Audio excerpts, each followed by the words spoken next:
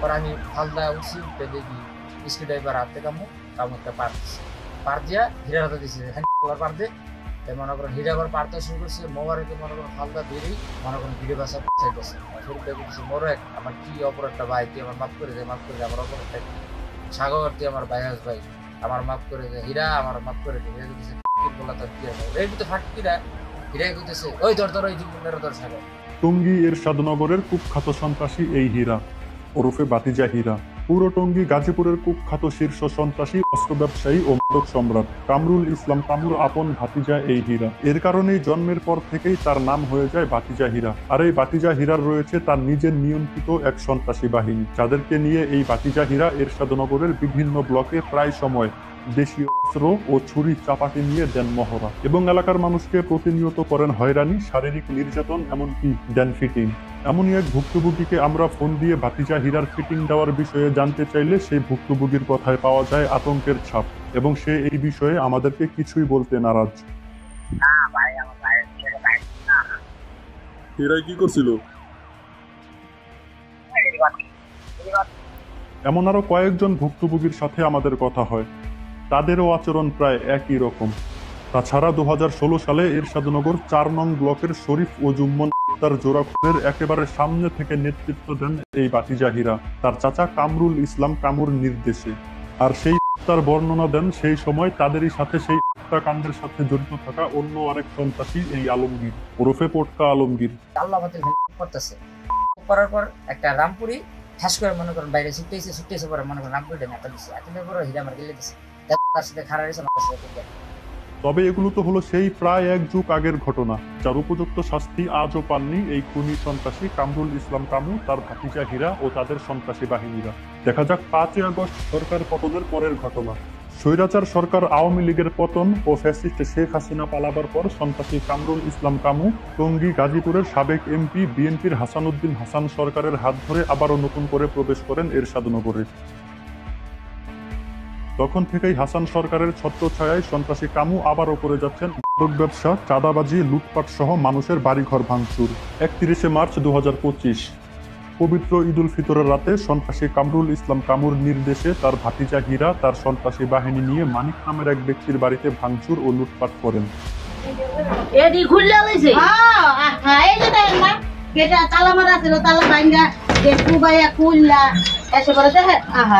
উদ্দেশ্য ছিল মানিককে সেখানেই হত্যা করা। তবে মানিকের পরিবার ও তার বাড়ির আশেপাশের লোকেদের কারণে প্রাণে বেঁচে যান এই মানিক। পরিচয় গোপন রাখার শর্তে মানিকের উপর হওয়া সেই প্রাণঘাতী হামলার সময় সেখানে উপস্থিত থাকা এক নারী আমাদেরকে জানান যে মানিকের উপর হওয়া সেই হামলার কারণ মূলত কি ছিল। ঈদের দিন রাতে 9টার দিকে তারা হামলা চালায়, আর হামলাটা চালায় মূলত তারা এই কাম্য আছে না, কাম্য উনার সাথে উনি যখন আসছে এই বিএনপি আসার পর এলাকার ভিতরে তখন মিছিল করে, তখন ডাক দিতে মিছিল টিছিল চাইতো, তার সাথে মিছিল টিছিল। পরে দেখে না তার সাথে তো মিছিল টিছিল যে আরো মানে কি ক্ষতি, মানে কি মানুষ ভালো করে না, মানুষ কি করে, তার দেখে ছিনতাইকারী করে, মানে অন্য কিছু দিতে মানে উনি জড়িত, মানে অনেক খারাপ কাজের ভিতরে। কি করে বকাবকি করে, সবাই বকাবকি করে বলো ওনার সাথে যাবা না, ওনার সাথে রাজনীতি করার দরকার নেই, মিছিলে যাওয়ার দরকার নেই। মিছিল ডাকলে লোকজন লাগে না, ডাক দিত আসো মিছিলে যাই, তার জন্য পরে যায় না দেখা মনে করেন পরে হুমকি দেয়, বলছে এরকম আমি যাবো না, বাড়ির থেকে না করছে, পরে হুমকি দেয় পরে যাওয়ার কারণে পরে তকাতকি লাগে, পরে আমাদের বাড়িতে হামলা দেয় ঈদের দিন রাতে। সেই নারীর সাথে কথা বলে এবং আমরা অনুসন্ধান করে এটা জানতে পারি যে এরশাদনগর সহ পুরো টঙ্গী গাজীপুরের অন্যতম এক বিশিষ্ট সফল মহিলা মাদক ব্যবসায়ী এই পারুলির জামাই এই মানিক। এবং এক সময় এই পারুলের জামাই মানিক সন্ত্রাসী কামুর সাথেই তার সন্ত্রাসী কর্মকাণ্ড, নোংরা রাজনীতি, এমনকি তার মাদক ব্যবসার সাথেও জড়িত ছিল। এক পর্যায়ে কামুর বিরোধী দল এরশাদনগরের অন্য আরেক সন্ত্রাসী লিপু বাহিনীতে মানিক যোগ দিলে কামুর মাদক ব্যবসায় বাধা সৃষ্টি হওয়ায় সন্ত্রাসী কামু ক্ষিপ্ত হয়ে মানিককে হত্যার পরিকল্পনা করেন। তবে সে হামলায় গুরুতর আহত হলেও প্রাণে বেঁচে যায় এই মানিক। এরপর মানিক ও তার পরিবার টঙ্গী পূর্ব থানায় একটি মামলা দায়ের করতে গেলে এত সাক্ষী প্রমাণ থাকা সত্ত্বেও সেখানকার ভারপ্রাপ্ত কর্মকর্তা ওসি ফরিদ প্রথমে মামলাটি নিতে অস্বীকৃতি জানান এবং সেখান থেকে বেরিয়ে আসে আরো ভয়াবহ তথ্য। ভাঙ্গা দরজা আছে, ওসি যে যার কাছে গেছে তারা ভিডিও করে নিয়ে গেছে, কিন্তু এখনো মামলা করে নাই। মামলা করতে আমরা এই করতে বলছে, কি বলে অভিযোগ করছে, এটা তদন্ত করবে, পরে মামলা চালু হবে। এখনো কোনো কি তদন্ত করে না, কোনো কিছুই না, মামলা চালু কেন? আমরা ফোন দিলেই বলে হ্যাঁ দেখতে আসছি, করতে আসছি। মানিকের উপর হওয়া সেই হামলা, বাড়িঘর ভাঙচুর ও লুটপাটের সাক্ষী প্রমাণ খুবই জোরালো হওয়ায় এক পর্যায়ে ওসি ফরিদ মামলাটি নেন এবং মানিক ও তার পরিবারকে টঙ্গী পূর্ব থানার সেই ওসি ফরিদ এটা বলেন যে তারা কিছুই করতে পারবেন না সন্ত্রাসী কামুর। ওসি ওনাদের হাতে টাকাটা কিনে নিতে বলে, তার জন্য তারাই ওসি কথা শুনে না। তবে ওসি ফরিদ মামলাটি নিলে সন্ত্রাসী কামুর হয়ে মুক্তা নামের একটি মহিলা উল্টো একটি অভিযোগ দায়ের করেন মানিক ও তার পরিবারের উপর। আর কোনো প্রকার প্রশ্ন ছাড়াই সেই অভিযোগটি লেখেন ওসি ফরিদ নিজে। এই জায়গায় ফলটা আমরা বুঝবো না কেন? ওসি যে তাদের না, আমরা অভিযোগ করতে গেছে, আমাদের অভিযোগ হ্যাঁ কাজ করতেছে, আমি আর ওনাদের অভিযোগের স্বয়ং ওসি কি এটার বলে আয়ু নাকি লেখে উনি দিচ্ছে, আর আমাদের এক ইনচার্জ নাকি তারে অভিযোগ দিচ্ছে। তাহলে বুঝেন তাদের পাওয়ারটা কতটুকু। দর্শক, এই জনাব মুক্তা বেগমকে হয়তো আপনারা খুব ভালোভাবে চিনতে পেরেছেন। 2024 নভেম্বরের 30 তারিখে এরশাদনগরে সন্ত্রাসী কামুকে গ্রেফতার ও ফাঁসির দাবি নিয়ে একটি মানববন্ধন হলে সেখানে সবচাইতে বেশি উৎসাহিত ছিল এই জনাব মুক্তা বেগম।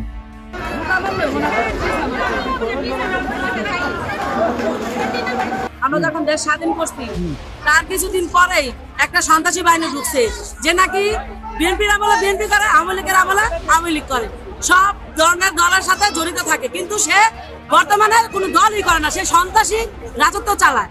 আর সে হচ্ছে কামরুল ইসলাম কামু, আমাদের এই এলাকায় ছোট ছোট বাচ্চাদের কাছে অস্ত্র ধরাই দিছে। আর আমরা একটাই দাবি, একটাই চাওয়া, খুনি কামরুল জানিয়ে এই এলাকায় না ঢুকতে পারে। তারপর সে বছরই ডিসেম্বরের 2 তারিখে গ্রেপ্তার হন সন্ত্রাসী কামু। গাজীপুরের টঙ্গীর উত্তর পূর্ব অঞ্চলের অপরাধ জগতের নিয়ন্ত্রণকারী কামু বাহিনীর প্রধান কামরুল ইসলাম কামুকে গ্রেফতার করেছে পুলিশ। অপকর্মের অবসান ঘটিয়ে আলোচিত এই সন্ত্রাসীকে গ্রেপ্তার করেছে গাজীপুর মহানগর গোয়েন্দা পুলিশের একটি দল। তবে প্রশাসন বেশি দিন কারাবন্দী রাখতে পারেননি এই সন্ত্রাসী কামুকে।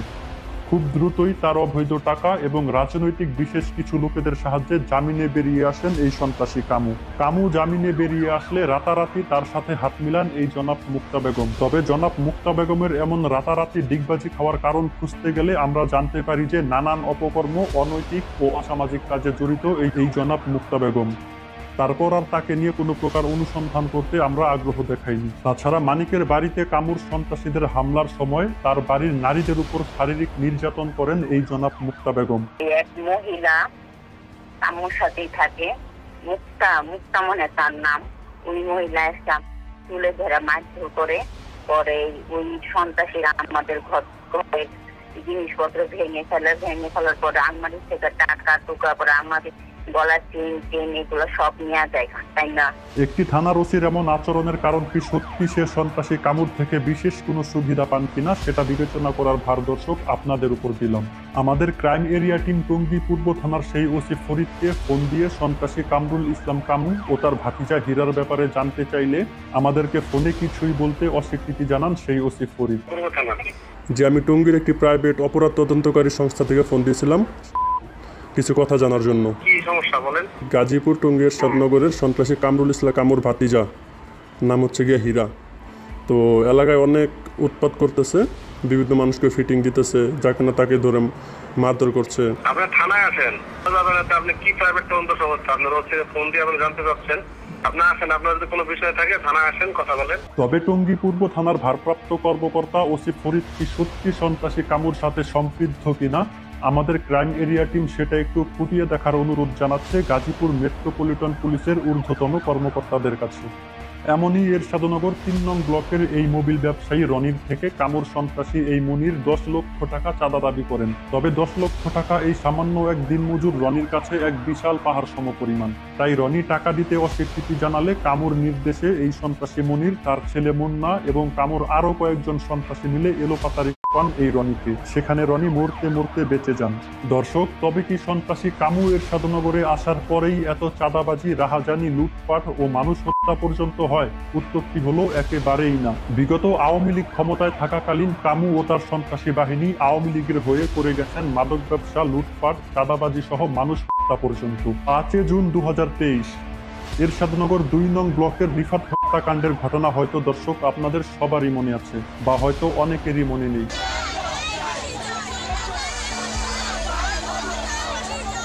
একেবারে সুপরিকল্পিতভাবে বাড়ি থেকে ডেকে নিয়ে নির্মমভাবে হত্যা করা হয় এই রিফাতকে। রিফাত হত্যা হবার পর এলাকার বেসরকারি কিছু গণমাধ্যম জানান যে পাওনা টাকার ক্ষোভের বশেই হত্যা করা হয় এই রিফাতকে, যা ছিল সম্পূর্ণ একটি মিথ্যাচার। রিফাত আসামির পাওনা টাকা দিতে অস্বীকৃতি জানায়। এতে আসামি কাজলের মাঝে ক্ষোভের সৃষ্টি হয় এবং ভিকটিম রিফাতকে হত্যার পরিকল্পনা করে। কৌশলে তার বাসা থেকে ডেকে এনে তুরাগ নদী পার হয়ে তারা সোহাগ ও কাজল নামের যে দুজন সন্ত্রাসী রিফাতকে হত্যা করেন তাদেরকে নিয়ে কোনো প্রকার অনুসন্ধান করা তো দূর, তারা মূলত কার ছত্রছায়ায় থেকে সন্ত্রাসী কর্মকাণ্ড করেন সে বিষয়ে কিছুই বলেননি কোনো গণমাধ্যম। চালিয়ে গেছেন যে যার যার মতো মিথ্যাচার। পরিচয় গোপন রাখার শর্তে মৃত রিফাতের পরিবারের একজনের সাথে আমাদের কথা হলে তিনি আমাদেরকে জানান যে সন্ত্রাসী সোহাগ ও কাজল কামরুল ইসলাম কামুরি পালিত, আর সেই কারণেই আজও পর্যন্ত পায়নি মৃত রিফাতের পরিবার সুষ্ঠু কোনো বিচার। আরো কিছু বাহিনী আছে, কাগজপত্র সহায়তা আসছে। তাদের নাম বলতে পারেন? নাম বলতে পারি। এটা যে তারা আসছে কামুর অধীনে। হ্যাঁ, কামুর অধীনে আসছে কামু। তো বিভিন্ন মিডিয়া দেখলাম যে বলতেছে যে পাওনা টাকার জন্য নাকি তাকে হত্যা করেছে। তো আপনাদের বিষয়ে কি বলার, বা কেন হয়েছে আপনাদের কি মনে হয়? না, এটা না, তারা আমাদের যেটা মনে হয় ওর পাওনা টাকা নিয়ে না, কিন্তু আজ পর্যন্ত কি সে তার কোনো সুষ্ঠু বিচার পেয়েছেন আপনারা? আমরা সুষ্ঠু বিচার পাইলাম করতে। কামু এরশাদনগরে না থাকলেও তার পালিত সন্ত্রাসী বাহিনীরা আওয়ামী লীগের ঘিরে করে গেছেন নানান অপকর্ম, এমনকি মানুষ হত্যা পর্যন্ত। এমন বাড়ি থেকে ডেকে নিয়ে হত্যা, চাঁদা না দিলে শারীরিক নির্যাতন, এমনটা কি শুধুমাত্র সন্ত্রাসী কামু ও তার বাহিনীরাই করেন? দর্শক, তারও উত্তরটি হলো একেবারেই না। খুলনার কুখ্যাত সন্ত্রাসী এরশাদ শিকদারকে চিনেন না এমন মানুষ হয়তো পুরো বাংলাদেশে একজনও খুঁজে পাওয়া যাবে না। যখন যেই ক্ষমতায় আসতেন এরশাদ শিকদার তারই সাথে যুক্ত হয়ে চালিয়ে যেতেন তার সন্ত্রাসী কার্যকলাপ, সরকারি জায়গা দখল, এমনকি মানুষ হত্যা পর্যন্ত। নিষিদ্ধ পল্লীতে কাজ করা নারীদের যেমন কোনো নির্ধারিত পুরুষ থাকে না, ঠিক তেমনি সন্ত্রাসীদেরও নির্ধারিত কোনো রাজনৈতিক দল থাকে না। এরশাদনগরের এই সন্ত্রাসী কামরুল ইসলাম কামুও একদমই ঠিক তার ব্যতিক্রম নন। কুখ্যাত সন্ত্রাসী এরশাদ শিকদারের মতোই যখন যে দলের পাল্লা ভারী সে দলের ভিড়ে চালিয়ে আসছেন তার সন্ত্রাসী কার্যকলাপ। 2016-তে আওয়ামী লীগ শাসনামলে এরশাদনগরের স্বেচ্ছাসেবক লীগের সভাপতি ছিলেন এই সন্ত্রাসী কামরুল ইসলাম কামু। তারপর থেকে এখন পর্যন্ত জামায়াত, বিএনপি যখন যেদিকে পাল্লা ভারী সেদিকেই কামু। এরশাদ শিকদার যেমন তার বিরুদ্ধে থাকা লোকেদের সুকৌশলে ডেকে নিয়ে করেছেন শারীরিক নির্যাতন, হত্যা, এমনকি কেটে ফেলতেন হাত। আমি গেছি, যাইতে হবে, আমি পারবো না, আমি যাইতে পারবো না। হ্যাঁ, বান আমার দিকে হাত কারের বাস থেকে কাঠাই দিয়ে কাটিয়ে ফেলাইছে, আমার ঘিরিয়ে ফেলে 3 জন আমার ধরে, আর এর সাথে আমার প্রথম কুত্তাতে আমার ডাইন চোখে।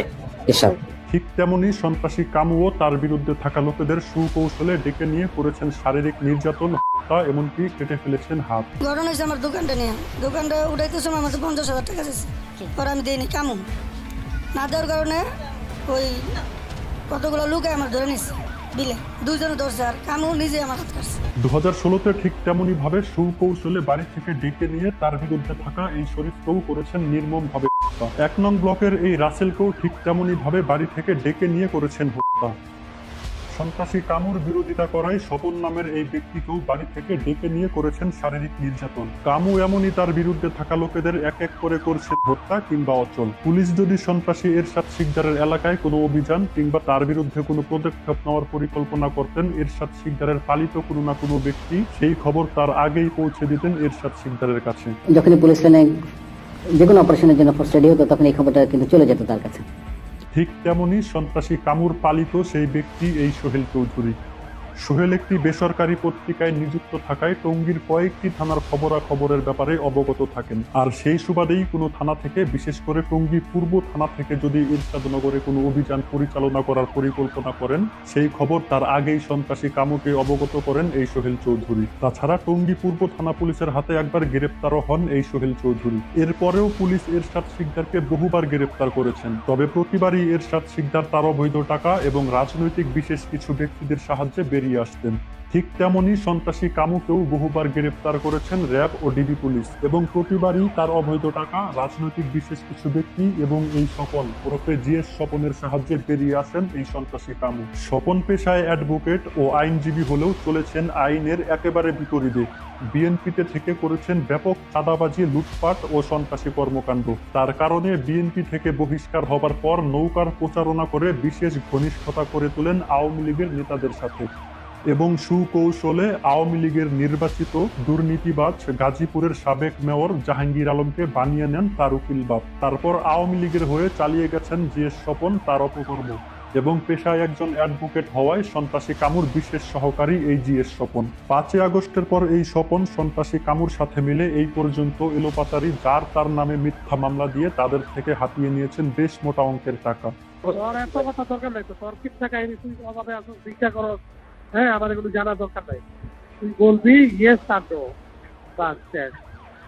ইয়েস হলে তুই কো আমার একজন ভাই আমার দিতে বলছেন, আর ব্যবস্থা করে আমরা দিতে, আর না হইলে কবি ভাই আমি দিব না, আর না কবি বাস বললোকে হতে হতে আমার এটা নিয়ে এই দরকার আছে কথা কওয়া। তুই কবি ভাই আমার দিতে আমরা অপেক্ষা করেন, আমি পাঠাইতেছি আপনাদের, বাস শেষ। টঙ্গী হোসেন মার্কেট 48 নং ওয়ার্ডের এই জিএস স্বপন এত চাঁদাবাজি ও অপকর্ম করলেও দিনের বেলায় লোক দেখানো করেন হজ, এবং রাতের বেলায় বারে গিয়ে মেয়েদের সাথে করেন ডান্স।